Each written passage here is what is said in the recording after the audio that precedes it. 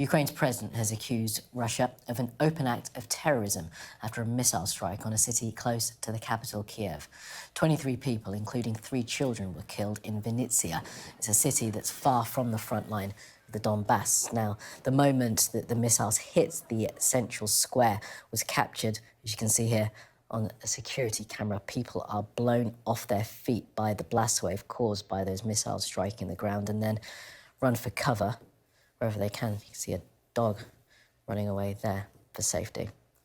Well, I'm joined now by one of President Zelensky's advisors, that Ihor Zovka. Mr. Zovka, thank you very much for being with us here on Sky News, and good morning to you. Let's just pick up on the strike on Vinnytsia.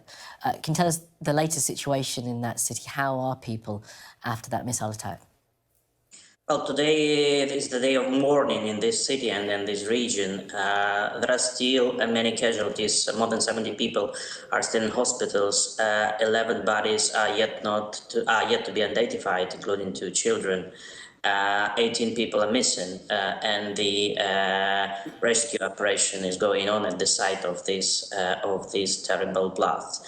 But really, I mean, it's unbelievable. Each time it happens in the civilian city, where there were no military people, no military objects, this was the central square of the city, with lots of civilian buildings, a cultural center, a diagnostic center. So nothing to do with equipment, military involvement. And each time it's happening in Ukraine, and unfortunately it happens practically, if not every day, but every week, this severe blast. And yeah, right, you are. My president, when speaking yesterday at the conference in The Hague, devoted to bringing Russia to justice, to accountability. And at the same time, when this conference was taking place, this terrible attack took place as well. So he called this an act of terrorism, and he urged the countries of the world to recognize Russia as a country sponsoring terrorism. Well, of course, investigations continue to these kinds of incidents, and I presume that this one will be put forward as another example of a war crime. Yeah. I mean, every person who is responsible for this blast, for the person who was pushing the button, and we already know that there was caliber missiles fired from the submarine and the aquatorium of the Black Sea. Every person responsible for planning and executing this operation will be definitely brought to justice.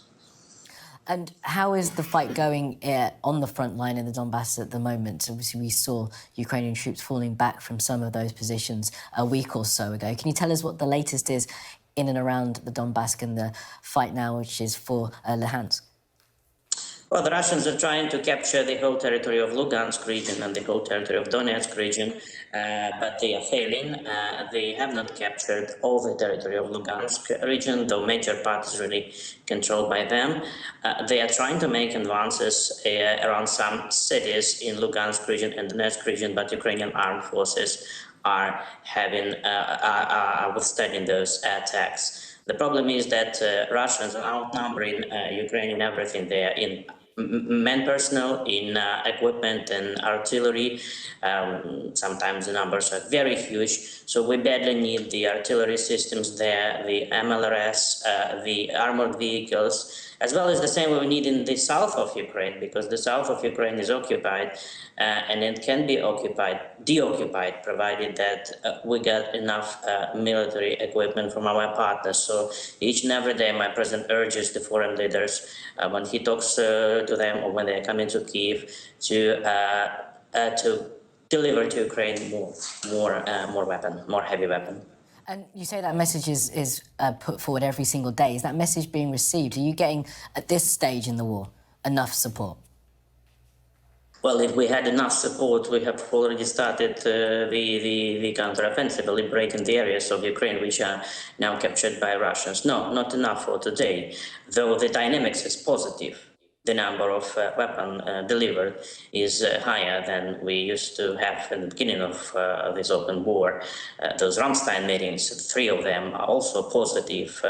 Some partners which haven't delivered the weapons started to deliver this weapon. So again, the tempo, the speed of this delivery is what really matters. And I don't want to get into the strategy too much, but there was some reporting a few days ago about the Ukrainian armed forces trying to put 1 million men into the battle. Can you tell us any more about that and this idea that there may well be a huge counterattack coming? I won't tell you the exact number. First of all, I'm not involved in this. I'm not a military responsible person. But I would say that Ukraine has enough manpower to not only to defend its territory, but to liberate its territory. And this is the task which really is ahead of all the armed forces of Ukraine. But in order to start these real operations, we need weapon, and weapon. Absolutely. Okay. And Ihor, let's talk about grain then. We saw that there were some moves made in the week. Apparently an agreement has been made to get some of that grain out of the southern port city of Odessa. Where are we with that right now? Well, after that meeting, and you well heard that this meeting is not the final one, there is a slight, very small optimism. So the progress is to be shown. I think that there is some time need to get the final agreement, and that's where the UN and Secretary General of the UN is working on.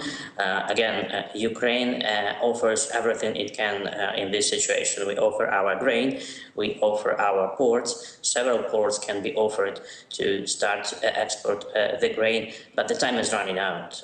Today is the middle of July, and we still haven't managed to export major of our crops from the last year. But the next harvesting campaign is already starting, so we will need to have it quickly to provide the countries with our grain, to empty our elevated storages for the new harvest. So time is running out.